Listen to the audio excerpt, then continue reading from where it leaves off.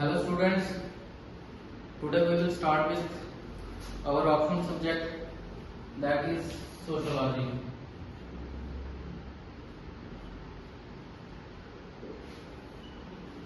हमारा optional subject हम पढ़ेंगे आज सोशियोलॉजी, जो कि हमारा पार्ट है मेंस एग्जामिनेशन का। तो जैसा कि हम जानते हैं कि मेंस एग्जामिनेशन जो है वो सारा सब्जेक्टिव पार्ट है, इसमें हम थ्योरी पढ़नी है। तो sociology is divided into two parts. अगर सिलेबस के हिसाब से देखेंगे तो सोशियोलॉजी दो पार्ट में डिवाइडेड है, दैट इज पेपर 1 और पेपर 2।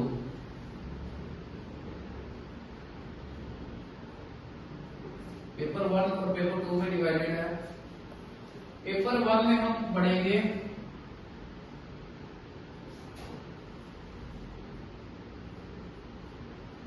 सोशियोलॉजी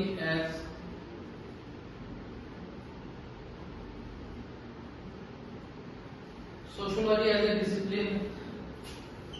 सोशियोलॉजी का मीनिंग पढ़ेंगे, उसके बाद हम पढ़ेंगे एमर्जेंस,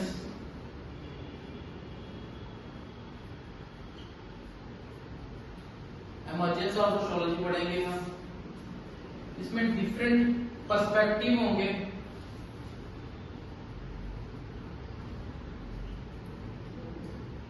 देखो किसी भी सब्जेक्ट है, ये जो सब्जेक्ट कोई भी सब्जेक्ट होगा, कोई भी डिसिप्लिन होगा, उसको पढ़ने के या उसको लेकर डिफरेंट पर्सपेक्टिव होंगे, डिफरेंट थिंकर्स के, वो हम पढ़ेंगे। इसमें हम थिंकर्स पढ़ेंगे।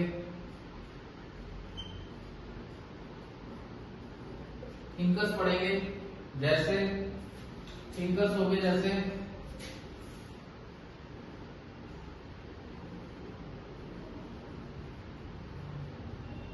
कार्ल मार्क्स हो गए,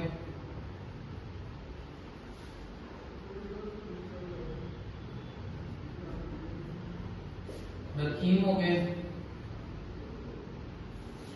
मर्टन हो गए,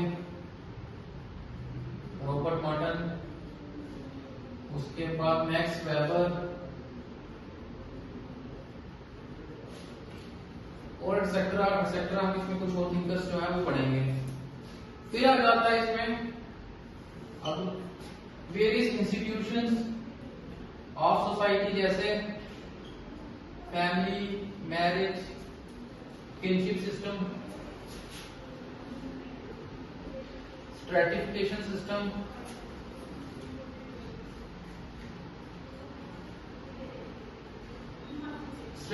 सिस्टम, हो गया, और बहुत ज्यादा टॉपिक्स होंगे इसमें जो सिलेबस में, वो हम पढ़ेंगे पेपर 1 में। जब बात आती पेपर 2 की, तो इसमें जो सिलेबस होगा that will be introduction to Indian society,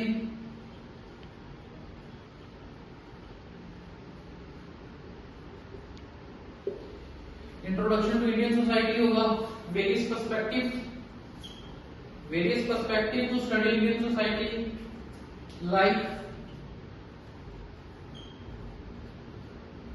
Indology,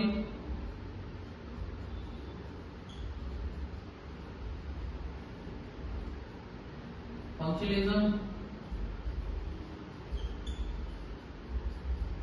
Marxism, ये सब पढ़ेंगे हम। साथ में ये जो जितने भी हमने पेपर 1 में सोशल इंस्टीट्यूशन जैसे पढ़े हैं, जो टॉपिक्स पढ़े होंगे, जैसे कि फैमिली, मैरिज, किनशिप, पेपर 2 में हम पढ़ेंगे इसी का applied part in Indian society, that is family, marriage and kinship system in Indian society, stratification system in Indian society.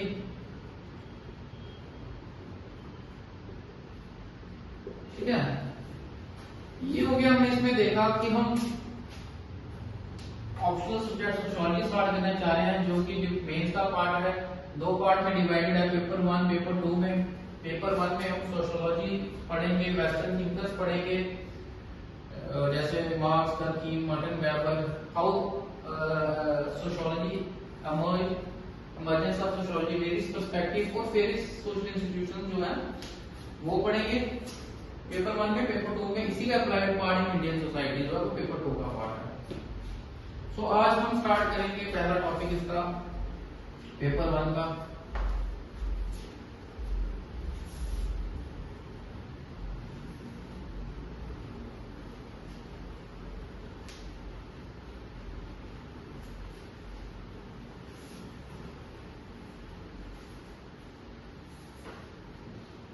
Paper 1 का पहला topic, what is meaning of sociology. Sociology है क्या?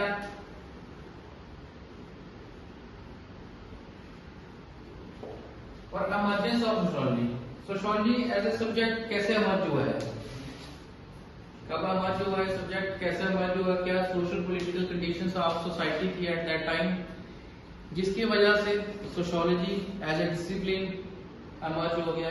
ठीक है, और हम इसमें ये भी देखेंगे कि sociology is one of the youngest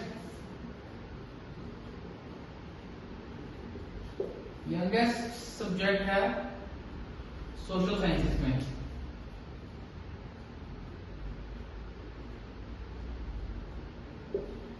ये इमर्ज हुआ है near about in 18th century में। सो इमर्जेंस पढ़ने से पहले हम देखेंगे थोड़ा सोशियोलॉजी का मतलब क्या है, what is the meaning of sociology in simplest term. अगर हम देखेंगे तो सोशियोलॉजी का मतलब होता है scientific study of society. Society को साइंटिफिकली स्टडी करना, साइंटिफिकली पढ़ना, वो है सोशियोलॉजी। ऐसे तो सोसाइटी को आम एक लेमैन अपने हिसाब से समझता है, अपने हिसाब से पढ़ता है, अपने हिसाब से उसको समझता है। बट जब भी कोई subject as a discipline introduce होता है उसके पीछे साइंटिफिक जब स्टडी हो सब्जेक्ट के बारे में, तब भी उसको हम बोलते हैं कोई भी सब्जेक्ट और discipline. So meaning of sociology is scientific study of society. जैसे हम इसमें देखेंगे कि सोशियोलॉजी ये जो वर्ड है, यही जो है दो वर्ड्स को मिला के बनाया गया है, दो वर्ड्स को मिला के बना है ये सोशियोलॉजी वर्ड, जो कि पहला है एक लैटिन वर्ड जो है कि सोसाइटस, एक है लैटिन वर्ड सोसाइटस जिसका मतलब है सोसाइटी, प्लस दूसरा वर्ड जो है वो है ग्रीक वर्ड जो कि है लोगोस, जिसका मतलब होता है, ग्रीक वर्ड लोगोस का मतलब है स्टडी और साइंस। ठीक है, दो वर्ड्स हैं, एक है लैटिन वर्ड सोसाइटस जिसका मतलब है सोसाइटी, दूसरा वर्ड है ग्रीक वर्ड लोगोस जिसका मतलब है स्टडी और साइंस। जब हम दोनों को कंबाइन करते हैं तो तब आगे वर्ड बनता है सोशियोलॉजी, जिसका मतलब है लोगोस से हो गया स्टडी और science, study of what, study of society.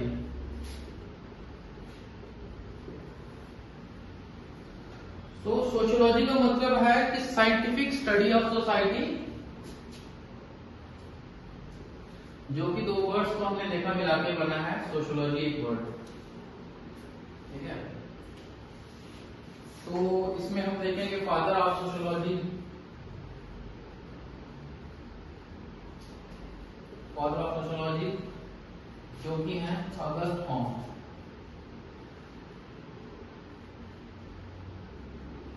August Comte इनको बोला जाता है, father of sociology.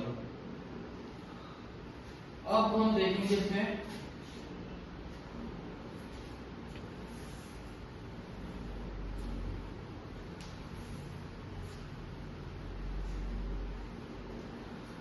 August com जी की एक डेफिनेशन है, वो हम पढ़ेंगे, वो हम समझेंगे वो क्या बोलते हैं सोशियोलॉजी के बारे में, वो सोशियोलॉजी का मीनिंग क्या डिफाइन करते हैं। अगस्त कॉम बोलते हैं sociology is the scientific study of human social life. What? Sociology is the scientific study of human social life. Human एक सोशल एनिमल है, ह्यूमन सोशल लाइफ की जब हम एक साइंटिफिक स्टडी करेंगे उसको हम बोलेंगे सोशियोलॉजी। तो अब हमने यहाँ मतलब इसका थोड़ा समझने की कोशिश की, सोशियोलॉजी है क्या, सोशियोलॉजी सब्जेक्ट में आएगा क्या, सोशियोलॉजी वर्ड का मतलब है क्या, आगे हम पढ़ेंगे क्या। ठीक है, सोशियोलॉजी हो गया। अब हमारा टॉपिक है जो आज का, दैट इज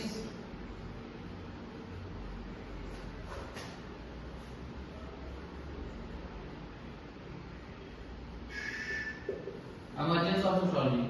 ये तो हमने पढ़ा आज कि सोशियोलॉजी जो है one of the youngest subject है ऑफ सोशल साइंसेज, एक बहुत ही नया सब्जेक्ट है जो कि इंट्रोड्यूस हुआ है 18th सेंचुरी में इंट्रोड्यूस हुआ है ये सब्जेक्ट सोशियोलॉजी। और ये हम जब इमर्जेंस की बात करेंगे तो sociology has been emerged in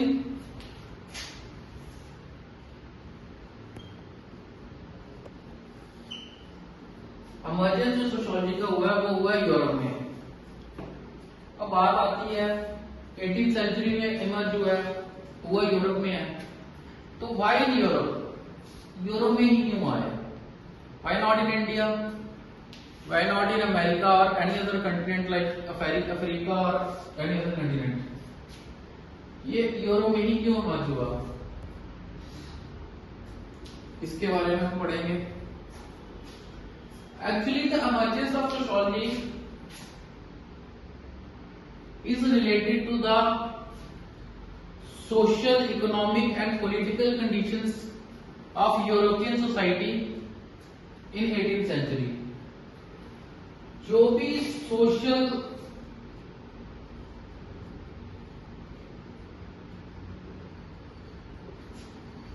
political economic condition थी 18th सेंचुरी यूरोप की, कुछ वहां पे कुछ मेजर इवेंट्स हुए जिसने की सारी सोसाइटी पे असर डाला, that resulted into effect on the whole society, society के हर एक इंस्टीट्यूशन पे असर पड़ा जिस चीज का। कुछ मेजर इवेंट्स थे जैसे कि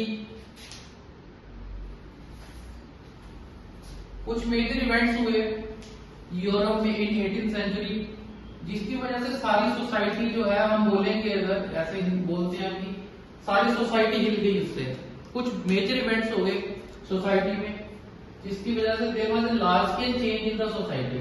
सोसाइटी में सोशल, पॉलिटिकल और इकोनॉमिक लार्ज स्केल चेंजेस आए, बहुत बड़े चेंजेस आए जिससे कि सोसाइटी में एक केओस या बोलेंगे हम डिस्टेबिलिटी आ गई उससे। वो कौन कौन से इवेंट्स थे वो हम देखेंगे। Why sociology emerge in Europe, what were the social conditions, political condition and economic conditions of 18th century Europe that led to emergence of sociology.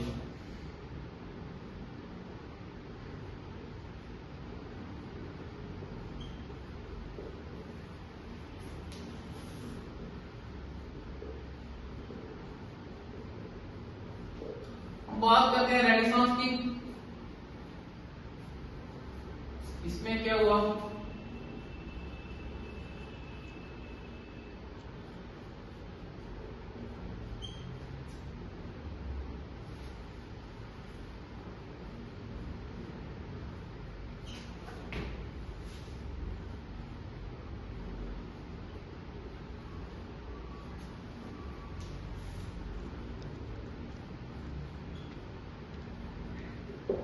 ठीक है।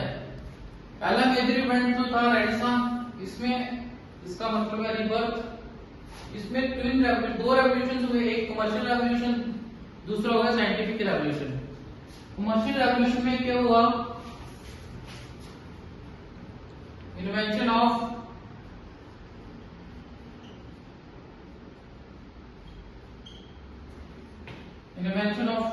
New roots.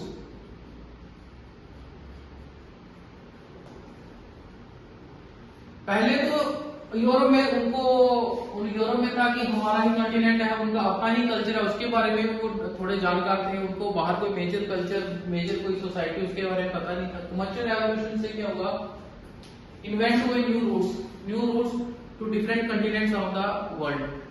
जब न्यू रूट्स इन्वेंट हुए तो क्या हो गया,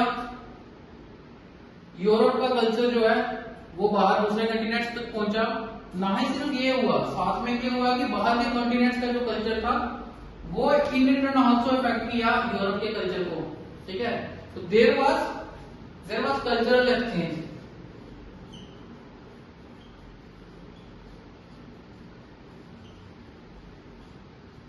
कल्चरल एक्सचेंज हुआ। जब कल्चरल एक्सचेंज हुआ तो क्या हुआ, सोसाइटी में नई चीजें देखने को मिली, नए नए कल्चर देखने को मिले, और जो कि पुराने प्री कंसीव नोशन थे जिसपे फिक्स पहले सोसाइटी सोचती थी, उसको हटके सोसाइटी नए चीजों के बारे में बात करने लग पड़ी, नई चीजें उनके सामने आई। दूसरा क्या हुआ, साइंटिफिक रेवोल्यूशन, जिसकी वजह से पॉपुलराइज हुए न्यू सब्जेक्ट्स, पॉपुलराइज मतलब किसी सब्जेक्ट से कुछ नए सब्जेक्ट जैसे कि फिजिक्स, मैथ और भी नेचुरल साइंस के जो सब्जेक्ट हैं उनको पॉपुलराइजेशन मिली इसमें साइंटिफिक रेवोल्यूशन में। तो क्या हो गया, जो सोसाइटी में नई नई चीजें उनको सीखने मिली, फिजिक्स, मैथमेटिक्स, नए लॉज उनको मिले। कल्चरल एक्सचेंज हुआ कमर्शियल रेवोल्यूशन की वजह से, क्योंकि कमर्शियल रेवोल्यूशन की वजह से न्यू ट्रेड रूट्स इन्वेंट हुए। तो यूरोप का कल्चर बाहर गया और बाहर का कल्चर यूरोप में जब आया तो देयर वाज कल्चरल एक्सचेंज। तो ये मेजर इवेंट था। लोगों की इन इवेंट से हुआ क्या कि लोगों की सोच बदलने लग पड़ी, ठीक है, सोच बदलने लग पड़ी। तो इसके आगे क्या होता है,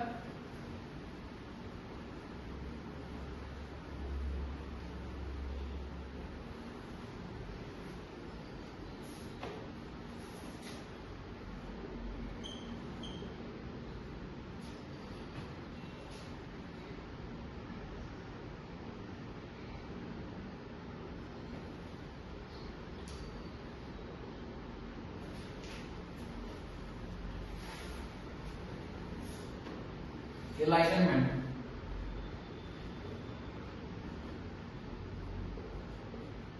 एनलाइटनमेंट में क्या हुआ, पीपल स्टार्टेड, एनलाइटनमेंट का मतलब कि एज ऑफ रीजन, लोग रीजन के पीछे भागने लग पड़े। लोग हर कोई एक जो इस्टेब्लिश्ड जो लॉज थे, इस्टेब्लिश्ड जो एक सोसाइटी के प्रिंसिपल्स थे, उनके पीछे रीजन ढूंढने लग पड़े। रीजन ढूंढने पड़े तो फिर क्या हुआ, क्वेश्चनिंग करने लग पड़े। Questioning about the existing laws कि ये अगर सोसाइटी में अगर ऐसा है कि वुमेन्स को अगर हम नीचा समझते हैं, उसके पीछे रीजन क्या है, या फिर कुछ साइंटिफिक ऐसे लॉज थे उस टाइम के हिसाब से जिनके पीछे लोग रीजन ढूंढने लग पड़े। तो इनलाइटनमेंट में ये बात आई। साथ में इनके क्या हुआ, दो रेवोल्यूशन हुए, एक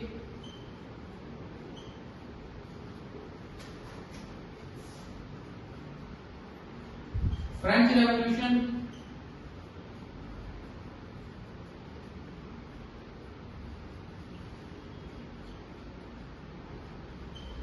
फ्रेंच रेवोल्यूशन ऑफ इंडस्ट्री। ये दो रेवोल्यूशन थे मेन, जिनकी वजह से बहुत बड़ा चेंज आया है सोसाइटी में। सोसाइटी में बहुत बड़ा चेंज आया। वो आया क्या कि फ्रेंच रेवोल्यूशन में हमने देखा it was a political revolution. लोगों ने विद्रोह किया, रेवोल्यूशन किया। तो उसके बाद क्या हुआ, जो एग्जिस्टिंग फ्यूडल सोसाइटी थी, फ्यूडल सोसाइटी थी जो जिसका बेसिस जो थी मोनार्की, मोनार्की पे बेस थी। मोनार्की को लोगों ने हटा के तो डेमोक्रेसी आई। फ्रेंच रेवोल्यूशन से क्या हुआ, एक बहुत बड़ा एक रेवोल्यूशन था जिसमें मोनार्की को हटा के लोगों ने डेमोक्रेसी लाई। जब मोनार्की को हटा के डेमोक्रेसी लाई तो मोनार्की बहुत देर से चल रही थी पहले फ्रेंच सोसाइटी में। जब बहुत देर से मोनार्की चल रही थी तो there were established laws, rules, regulation which people used to follow. ठीक है ना, वो एक जनरेशन से दूसरे जनरेशन वो ट्रांसमिट होते गए, लोग फॉलो करते गए। तो उसकी वजह से एक स्टेबलाइजेशन थी सोसाइटी में ना, स्टेबल सोसाइटी थी। ठीक है, चाहे लॉज मोनार्की के जैसे भी थे, these were not people friendly, but उसको फॉलो जनरेशन टू जनरेशन को लोग करते गए। तो एक स्टेबल सोसाइटी थी, स्टेबल सोसाइटी थी। बट एक स्टेबल सोसाइटी थी, बट जब जैसे ही मोनार्की को लोगों ने, मोनार्की खत्म, रेवोल्यूशन के बाद मोनार्की खत्म हुई, डेमोक्रेसी आई।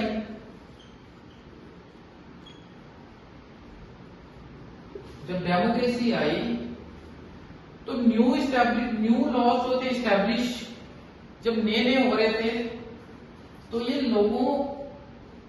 लोग इसमें अपने आप को डाल ना पाए बड़ी जल्दी। और पुराने जो स्टेबल मोनार्की में जो स्टेबल सोसाइटी चल रही थी, जो पुराने एस्टैब्लिश प्रिंसिपल ऑफ लॉज थे, उनसे लोग हट गए। तो जब वो स्टेबिलिटी खत्म हो गई, बट डेमोक्रेसी में स्टेबिलिटी अभी आ नहीं पाई, तो एक ट्रांजिशन में जो एक वैक्यूम सा क्रिएट हो गया। तो उससे क्या हुआ कि सोसाइटी में एक कैओस जो बोलते हैं हम, डिस्टेबिलिटी बोलते हैं, वो पैदा हो गई।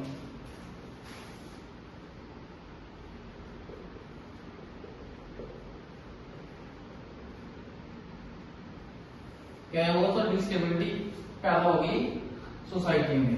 देयर वाज लॉलेसनेस, लॉलेसनेस हो गया, कोई किसी को माने ना। सोसाइटी एक डिस्टेबल स्टेज में आ गई, जहां की मोनार्की के लॉस जो थे वो खत्म हो गए थे, उससे लोग हट गए थे। और डेमोक्रेसी जो है उसमें लोग अपने आप को डाल नहीं पाए।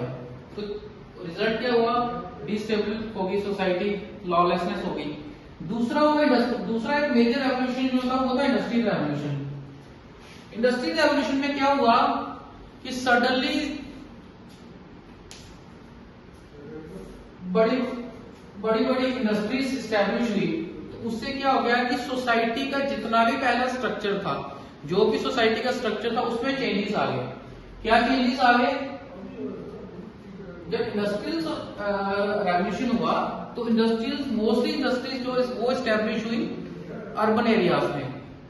मोस्टली इंडस्ट्री जो थी वो एस्टैब्लिश हुई अर्बन एरियाज में। एक अर्बन छोटा सा एरिया, उसमें बहुत सारा इंडस्ट्रीज लग गई। जब बहुत ज्यादा इंडस्ट्रीज लग गई तो क्या हुआ, ट्रेडिशनल जितने भी हमारे काम चलते थे, जो आर्टिजन्स होते थे, या फिर हम बोले कि हमारी छोटी इंडस्ट्रीज जितनी भी थी वो बंद हो गई।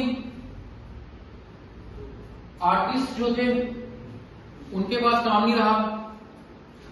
छोटी जो अपने लोग अपने घरों में इंडस्ट्रीज या गांव में छोटी छोटी इंडस्ट्री थी वो सारी बंद हो गई। तो बड़ी इंडस्ट्रीज थी वो एस्टैब्लिश हुई है छोटा से एरिया अर्बन एरियाज में। जब अर्बन एरियाज में एस्टैब्लिश हुई तो लोगों को गांव में काम मिलना बंद हो गया, ट्रेडिशनल जो काम थे वो बंद हो गए। तो इसका रिजल्ट क्या हुआ,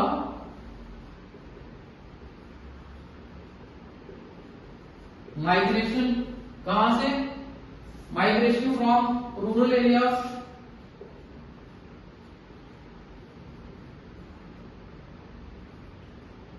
टू अर्बन एरियाज।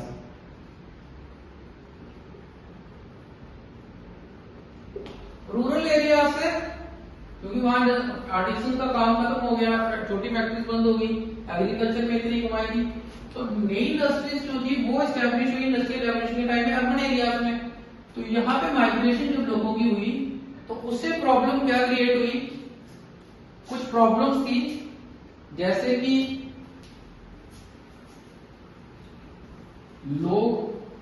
लोगों को रहने की जगह की स्लम्स बन गए, इंडस्ट्रियल एरियाज के आसपास स्लम बन गए।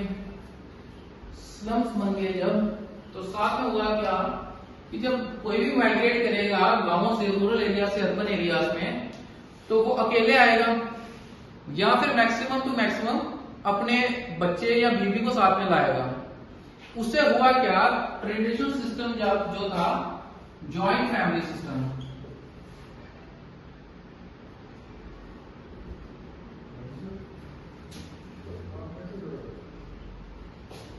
जॉइंट फैमिली सिस्टम वो ब्रेक डाउन हो गया। जब जॉइंट फैमिली सिस्टम जो है ये ब्रेक डाउन होकर न्यूक्लियर फैमिलीज हो गई, ठीक है, न्यूक्लियर फैमिलीज हो गई जब, तो इसमें क्या हुआ कि पहले जॉइंट फैमिली सिस्टम में होता क्या था, अगर कोई फैमिली में झगड़ा हो रहा है, जैसे हस्बैंड वाइफ का झगड़ा हो रहा है या फिर कुछ और प्रॉब्लम आती है अगर फैमिली में, न्यूक्लियर फैमिली में, तो जॉइंट फैमिली सिस्टम में क्या था, हमारे बड़े बुजुर्ग मौजूद थे। तो उससे क्या होता था, एक जो वो जो बोलते हैं हम एक वैक्यूम था या जो भी था, उसमें अगर कोई प्रॉब्लम आती थी जॉइंट फैमिली के बाकी लोग आके उसको सुलझाने की कोशिश करते थे, तो एक हार्मनी जो है रिलेशन में भी मेंटेन रहती थी। Butt joint family system breakdown हो गया, न्यूक्लियर फैमिली सिस्टम आ गया, तो और ज्यादा इससे क्या गया, प्रॉब्लम्स क्रिएट होने पड़ी, जैसे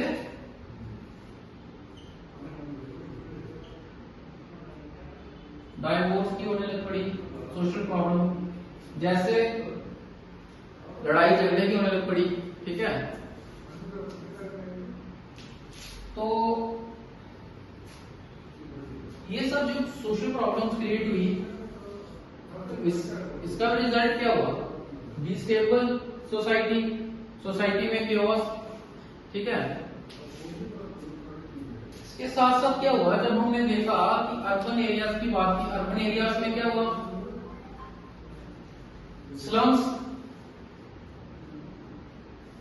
तो प्रॉब्लम किसकी क्रिएट हुई, क्राइम,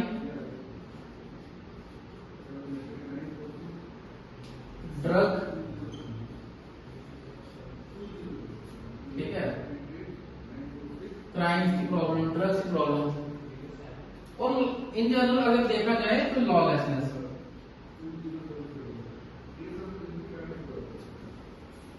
इन सब का रिजल्ट किसमें हो रहा, केओस और डिस्टेबल सोसाइटी। तो तब क्या हुआ, ये सब जो सोशल कंडीशन थी जो कि आई थी हमारी, हमने देखा इंडस्ट्रियल रेवोल्यूशन, फ्रेंच रेवोल्यूशन, मतलब हम देखेंगे पॉलिटिकल, सोशल और इकोनॉमिक कंडीशन, हमने इन सब चीजों से देखा, इन मेजर इवेंट से सोशल पॉलिटिकल इकोनॉमिक कंडीशंस जो थी यूरोप की 18th सेंचुरी में चेंज हो गई।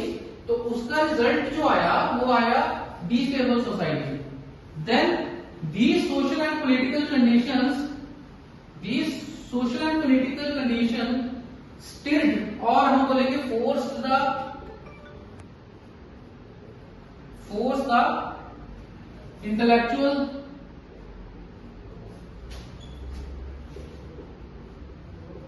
intellectuals like Saint Simon